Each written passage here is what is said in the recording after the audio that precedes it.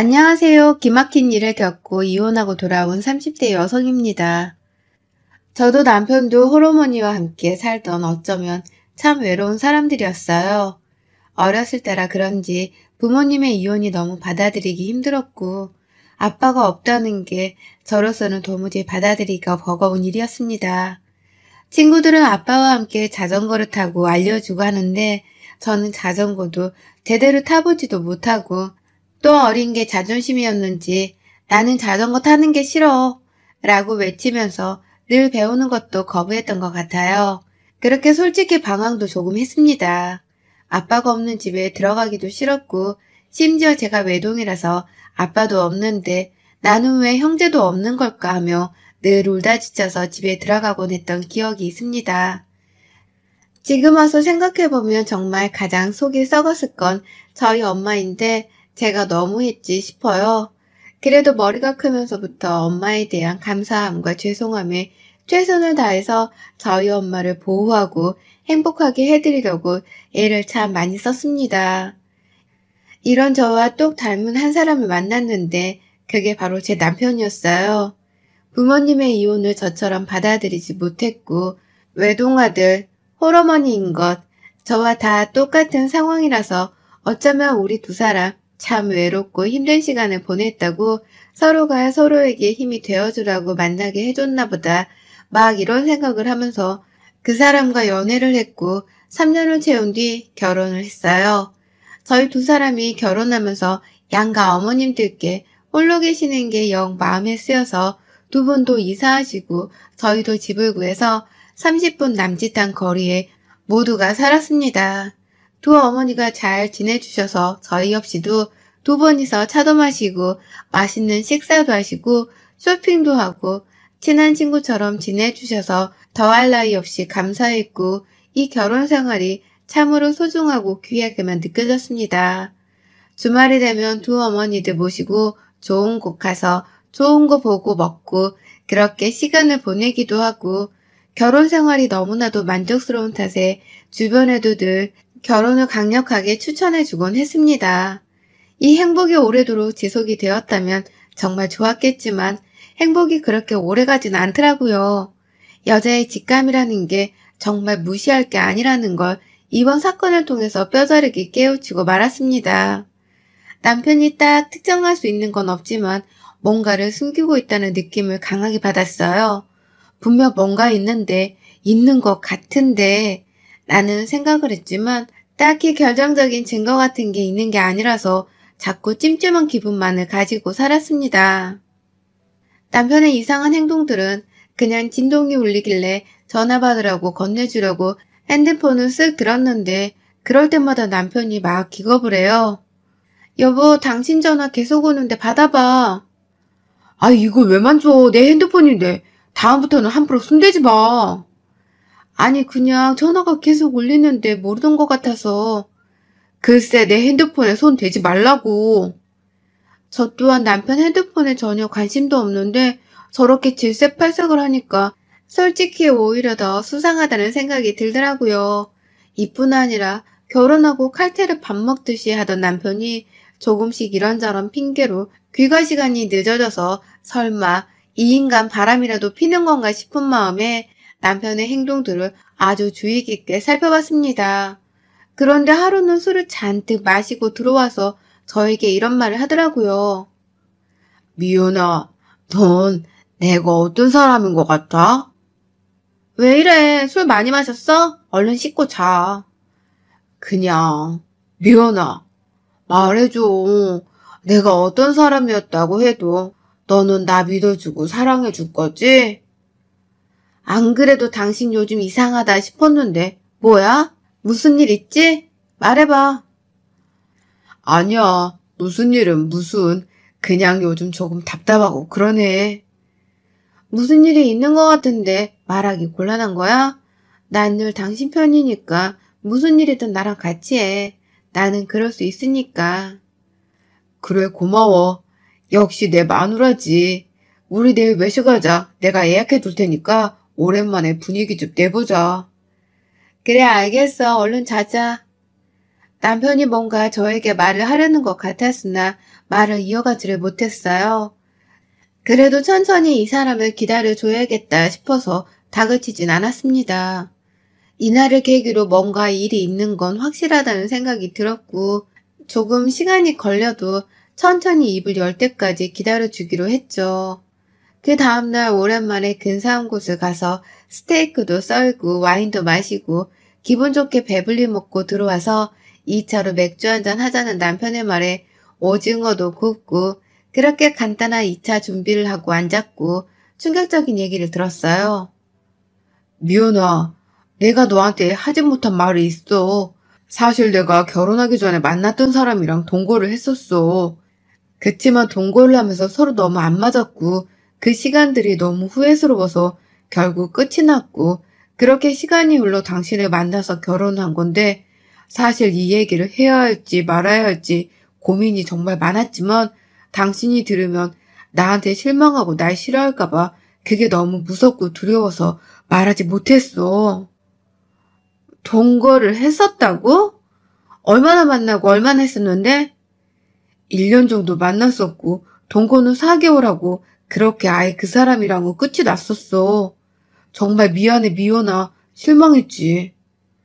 솔직히 실망하지 않았다면 거짓말이지만 어쩌겠어. 이미 지나간 과거이고 그런데 이제 와서 이 얘기를 오픈하는 이유가 있을 것 같은데 맞아? 뭔데 그 이유가? 나도 지금 너무 혼란스럽고 힘든데 미연이 너가 충격받을까봐 입이 떨어지질 않네. 그러니까 그 여자가 연락이 왔어. 그런데 사실 나랑 헤어졌을 때 임신 중이었고 자존심에 말하지 않고 혼자 키웠다고 하네. 그리고 내가 당신을 만난 것도 알고 결혼까지 하고 나니까 조금 속이 쓰렸나 봐. 아이 키우게 양육비를 보태라고 연락이 왔어. 뭐라고? 얘가 있다고? 아니 그걸 당신이 모를 수가 있어? 이게 무슨 일이야 대체?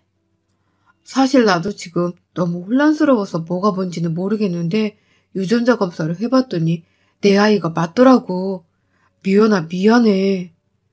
그래서 지금 당신은 어쩌겠다고 나한테 말하는 건데? 뭘 어쩌겠다는 건 아니고 이 사실을 당신에게 말하는 게 맞다고 생각을 했고 들어보니 혼자 애 키우느라 너무 힘든 것 같아서 매달 얼마라도 양육비를 보태주는 게 맞겠다 생각을 했거든.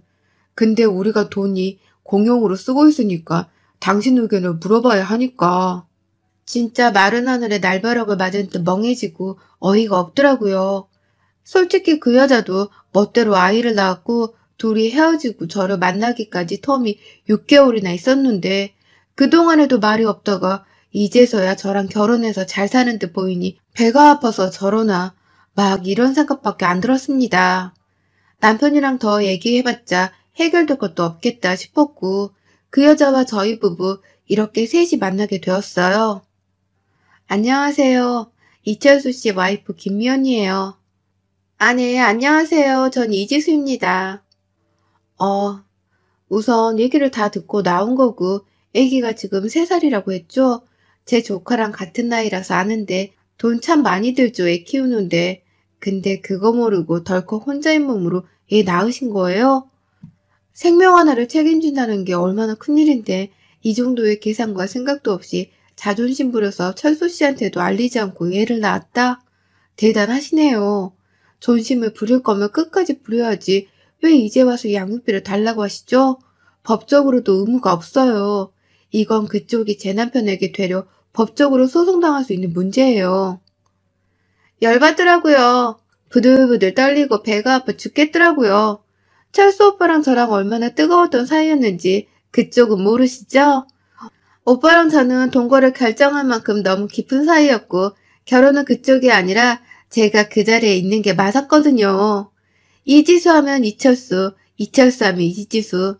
이건 절대 바뀔 수 없는 공식과도 같은 딱 저희 수식어 같은 존재였어요. 동거를 하면서 많이 다투긴 했어도 그 사랑에 대한 변함은 서로 여전해요. 그냥 저희 자체니까. 그쪽이 현재 와이프일지는 몰라도 수식어와도 같은 저희 관계에 이래라 저래라 하실 자격은 없어요. 사랑 타령으로 나오네. 근데 제가 생각보다 멘탈이 강해서 딱히 타격감이 없어요. 그냥 사랑 주절주절 하는 소리는 생략하고 결론만 말하죠. 그쪽이 제 남편 의견도 묻지 않고 낳은 애니까 알아서 하세요. 여지껏 가끔 사랑 타령하고 싶으면 하시던지 말던지 겨우 그 정도 돈 거? 과거? 제가 뭐 울고불고 제 남편을 잡을 것 같나요? 한심하네요. 정말 불안정했고 믿음 신뢰가 부족해서 결국 헤어진 게 그쪽 현실 관계이고 이 정도의 사건에도 흔들림이 없는 신뢰도 두터운 부부예언을 맺은 게 저희 관계예요. 알아들었을 거라고 생각하고 여기서 그만하죠.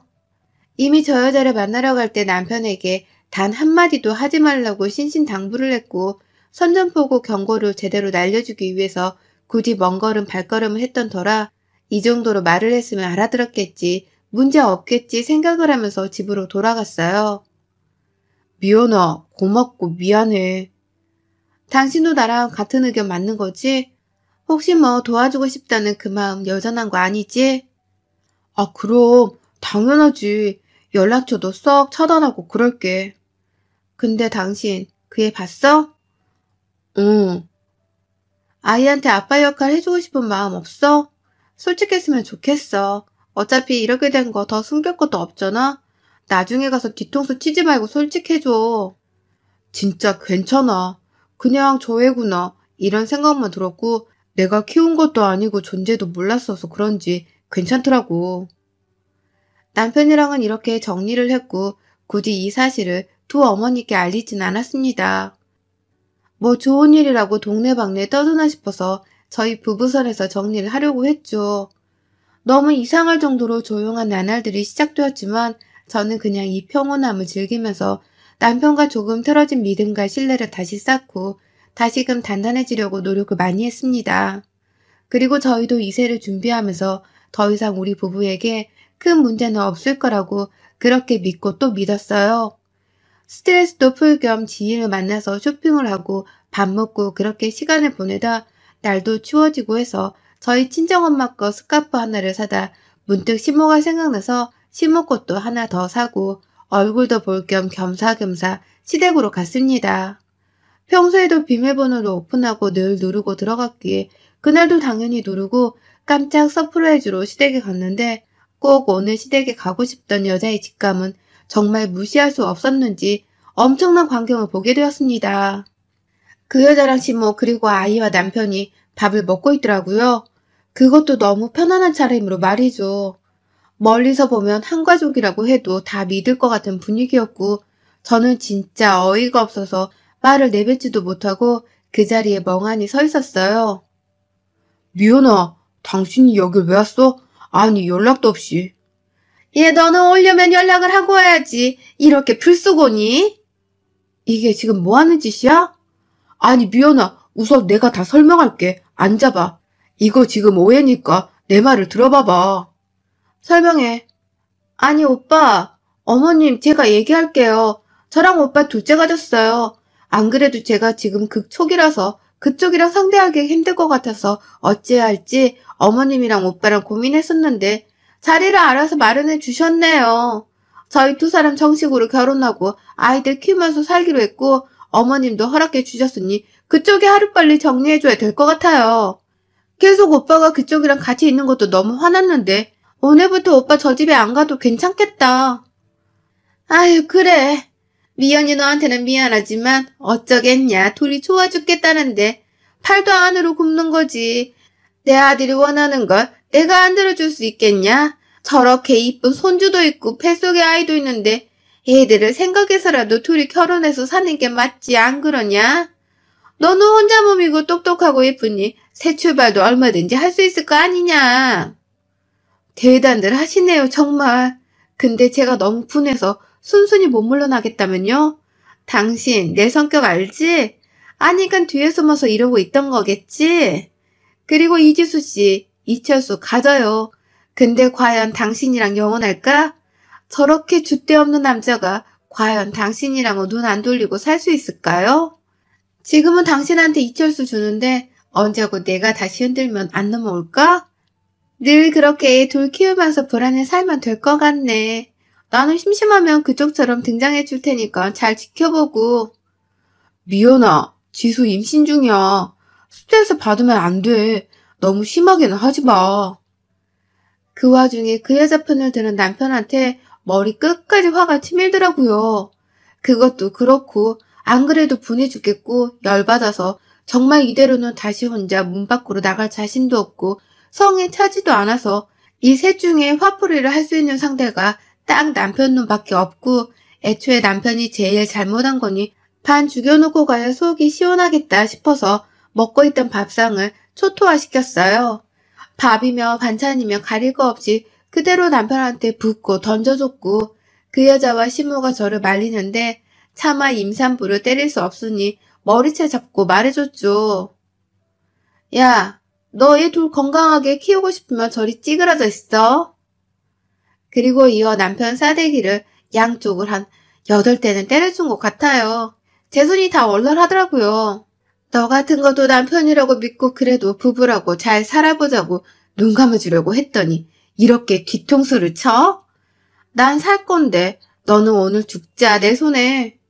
이렇게 싸대기를 있는 힘껏 때려줬고 말리던 시모가 제 머리를 잡고 마구마구 흔드는 개싸움이 났는데 생각해보니 이 사람도 이제는 제 시모도 아닌데 왜 대우를 해줘야 되나 싶어서 똑같이 머리채 잡고 휘어잡다 소파로 던져버리고 주방에 가서 쌀통을 들고 와서 시모랑 그 여자한테 뿌려줬습니다. 너네 같은 쓰레기들은 이런 귀한 쌀 한 톨도 먹을 자격이 없어. 쓰레기들끼리 잘 모여 살고 꼭 벽에 똥칠하도록 살아라. 알겠어? 이게 정말 미쳤나? 너 뭐하는 짓이야? 이게 무슨 추태야? 저기요. 아직 시작도 안 했어요. 여기까지 하고 나왔냐고요? 아니요. 절대 성에 차지 않았기에 집안을 말 그대로 초토화시키고 나왔습니다. 저를 남편이 말리면 싸대기를 있는 대로 때려줬고 더 이상 저를 말리지 않더라고요. 침실로 들어가 보니 시모의 기존의 방이 아닌 완전 신혼부부 침실로 꾸며지고 애기 침대까지 있더라고요. 거기에 그전에 찍었던 아주 추억이 가득한 지들의 사진들과 아이랑 이번에 새로 찍은 듯 보이는 가족사진, 뱃속에 있다는 그 아이의 초음파 사진 등등 아주 안락하게도 꾸며놨더라고요. 눈이 뒤집히고 속에서 천불이 나고 너무 아팠고 이 모든 걸 제 손으로 다 부수고 싶었죠. 교양, 자존심? 그런 거 이미 바닥으로 내던진 지 오래였기에 복수라도 해주고 싶었던 것 같아요. 화장대부터 시작해서 싹 쓸어서 바닥으로 다 뒤집어 버렸고 제가 이렇게 과격한 행동을 하니 방 안에 있던 애가 남아서 울더라고요. 아무리 화가 났어도 저도 사람인 건지 저 어린애가 나와서 무섭다고 우는데 같이 눈물이 나더군요. 지 새끼가 나와서 무섭다고 우니까 그 여자는 제발 그만하라고 소리를 치고 시모도 저한테 미친년이 따로 없다고 경찰 부르라고 난리를 치는데 제가 바닥에 주저앉아 우니 그 사람이 저를 껴안으면서 말하더라고요. 미연아, 정말 미안해. 내가 정말 너한테 평생 속죄하면서 살게. 정말 미안해. 이렇게 끝이 나면 참 좋았겠지만 이세 준비를 하던 중에 벌어진 일이었고 뒤늦게 이혼 준비를 하던 중에 제 임신 사실을 알게 되었어요. 하늘이 무너지는 것 같았고 정말 딱 더 이상 숨쉬기 싫었던 그 비참한 심정으로 저 홀로 사실을 알리지 않은 채 키우려 했지만 그 사람에게 알리고 싶더라고요. 그래서 말했어요. 철수씨, 나 임신이래. 뭐? 그게 정말이야? 당신 둘째랑 비슷하네. 아니, 우선 내가 갈게 집으로. 잡을 생각? 다시 만날 생각? 죽어도 없었죠. 저런 버러지 같은 사람이랑 아이를 낳고는 절대 못 살죠. 당연히 제가 홀로 이 아이를 책임지고 키우려고 했지만 그 여자도 남편도 시모도 모두 제가 겪는 고통을 느꼈으면 하는 마음으로 알린 겁니다. 그 짧은 사이에 그 여자랑 살면서 너무나도 힘들었던 남편은 제발 우리 다시 잘해보자며 저에게 빌었습니다. 정말 소름이 끼쳤습니다. 미연아, 정말 내가 미쳤던 것 같아. 그냥 나는 솔직히 지수보다는 애들 때문에 애들이 하나도 아니고 둘이니까 내가 책임지는 게 맞다고 생각을 했던 것 같아. 근데 도저히 지수 쟤랑은 못 살겠어. 이렇게 당신이 임신도 한 거 보니 하늘의 뜻인 것 같아. 내가 평생 당신 곁에서 아이랑 당신을 위해서만 살 테니까 우리 모든 걸 다 다시 시작해보자, 여보. 이제서야 안 맞니, 그 여자랑? 당신은 너무 멀리 갔어. 당신에게 말한 이유는 평생 괴로워하면서 살으라고 단 하루도 마음 편한 날 없이 그렇게 어딘가에서 자라고 있을 네 아이와 네가 처참하게 버린 여자를 떠올리면서 그렇게 살아. 울고 불고 난리를 치는 남편과 이 소식을 접한 시몬은 저에게 장문의 문자와 전화가 미친 듯이 왔고 후에 알게 된 내용인데 저 여자가 시모와 남편이랑 매일같이 싸우고 너무 안 맞았다고 하네요. 가정적이지도 못했고 그래서 결국 이 둘은 시작도 못하고 쫑이 났고 그 가졌다는 둘째도 그 여자가 아이를 지워버렸다고 해요.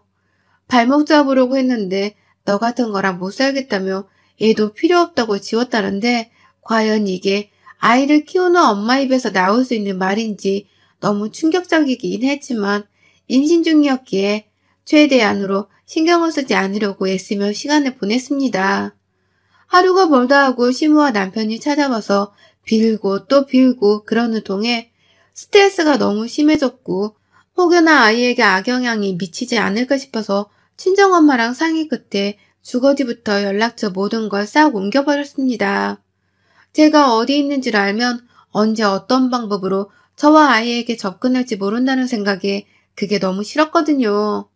친정엄마랑 더 큰 집으로 이사를 하고 함께 살기로 했는데 처음에는 저희 엄마께서 너무 무너지시고 힘겨워하셨지만 제가 씩씩하게 잘 견뎌내는 모습에 엄마도 조금씩 힘을 내고 계시더라고요.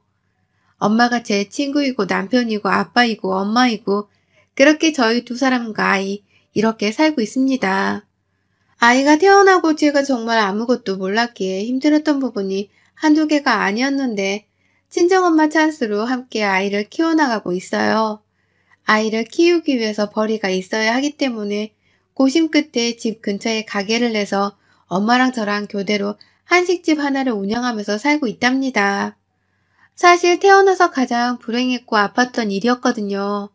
남편을 정말 많이 사랑했고 신뢰했고 존경도 해서 처음 저 사실을 알았을 때도 속상함에 나 몰래 참 많이 울었지만 그래도 우리 부부가 잘 헤쳐나가면 된다고 생각을 했기 때문에 그렇게 해보려고 했지만 결국 이렇게 제 뒤통수를 치고 그 여자를 택한 남편 때문에 모든 게 무너졌던 것 같습니다. 지금이야 뭐 사랑이랑 감정이나 미련 같은 것도 없을 만큼 저희 친정엄마와 아이만 바라보면서 그렇게 살고 있지만 아이 얼굴을 보면 그 사람이 얼굴이 겹쳐서 그럴 때는 가끔 그때의 감정이 떠오르긴 해요. 그 사람을 참 많이 닮은 아이지만 인성만큼은 그 사람을 닮지 않기를 바래서 귀한 아이만큼 오냐오냐 하지 않고 올바르게 성장시키기 위해서 노력하는 엄마가 되려고 해요. 그리고 아빠의 빈자리를 느낄 틈 없이 온몸을 다해 사랑으로 이 아이를 예쁘게 키우려고 합니다. 제 사연이 답답하기도 하고 폭력적인 게 있어서 놀라기도 하셨을 테지만 우리 아이가 건강하고 올바르게 예쁘게 성장할 수 있도록 그리고 제가 좋은 엄마가 될 수 있도록 많은 응원 부탁드리겠습니다. 여러분의 생각은 댓글로 남겨주세요. 오늘도 시청해주셔서 정말 감사합니다.